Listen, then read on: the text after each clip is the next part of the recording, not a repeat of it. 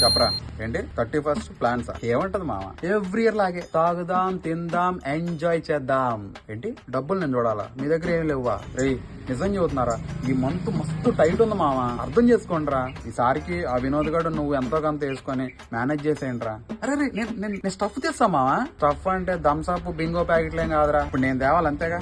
సరే తెస్తా, నేనే తెస్తా. ఓకేనా? మీరు రాండి, మంచిగా తినండి, తాగండి. ఉంటా ఏదో ఫ్రెండ్స్.